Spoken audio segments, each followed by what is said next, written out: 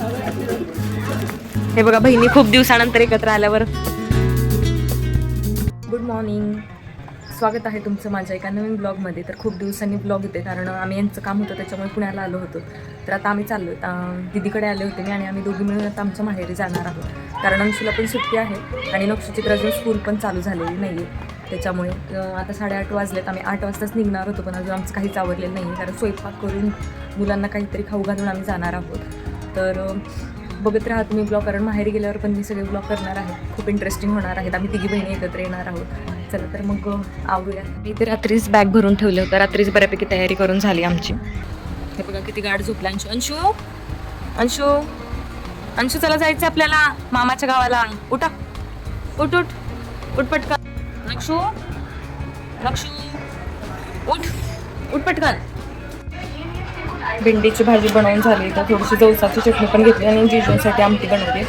तर हे पार्सलच्या डब्यांचा पुरेपूर वापर आम्ही इथं करून घेतलेला आहे. हे बघा दीदीचं चालू आहे चपाती बनवायला. तर फायनली आम्ही निघालेलो आहेत आमच्या माहेरी आणि उन्हाळ्याची सुट्टी फुल एन्जॉय करण्यासाठी. झोप आली?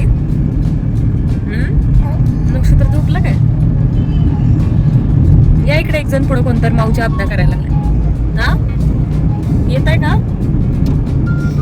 येत आहे का? तिथे तू का उदास बसले? जीजूंची आठवण येईल काय? हा विचार किती तेव्हा का रडू यायला लागले तिला. जीजूंची आठवण यायला लागले आणि जीजू खुश होते त्यामुळे तर जास्त.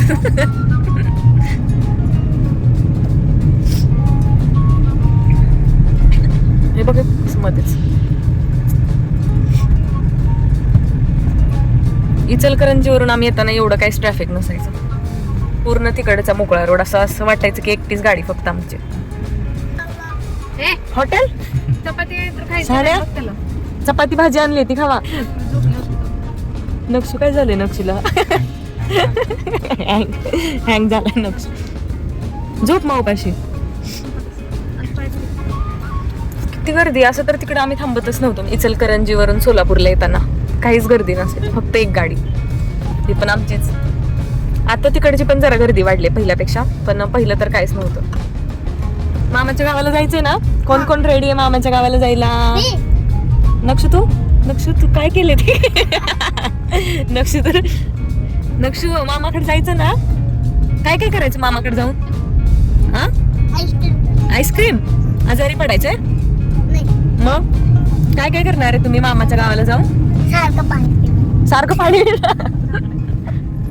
आता हॉटेल चतुर्थीमध्ये आलोय आम्ही आणि बाहेर येऊन डेंजर ऊन.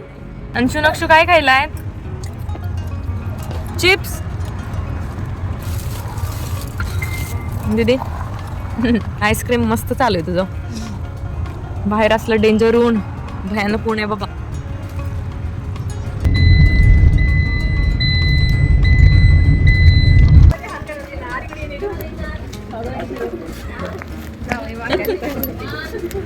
मस्तपैकी आम्ही जुने फोटो बघत बसलोय लॅपटॉप मध्ये. आणि आम्ही लहान होतो तेव्हा आम्ही 4 जण एका रूम मध्ये आम्ही राहत होतो. आता आम्ही पण 4 जण प्लस आमची 4 अजून वाढलेली आहेत आणि रूम फक्त एक एक्स्ट्रा झाली. आता रात्रीचे 12 वाजले. तुम्हाला आजीच्या गावाला करमतं का? कुणाला जास्त करमतं? हातवरी करा.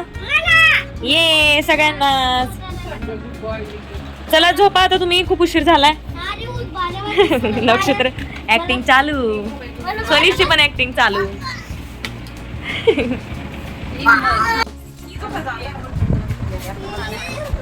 छान वाटते साडी.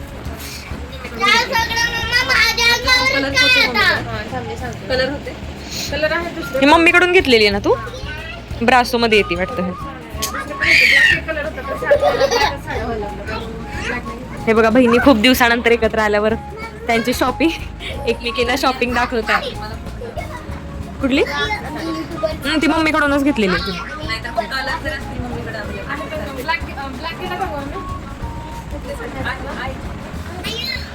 तर अशा प्रकारे आजचा दिवस प्रवासात गेलेला आहे आणि माझी जरा तब्येत पण बिघडली होती त्याच्यामुळे मी काही जास्त ब्लॉग करू शकले नाही. आणि जसं की तुम्ही बघताय की पहिला आम्ही 4 जण होतो एका रूममध्ये, आता आमची पण +4 जण ॲड झालेली आहेत.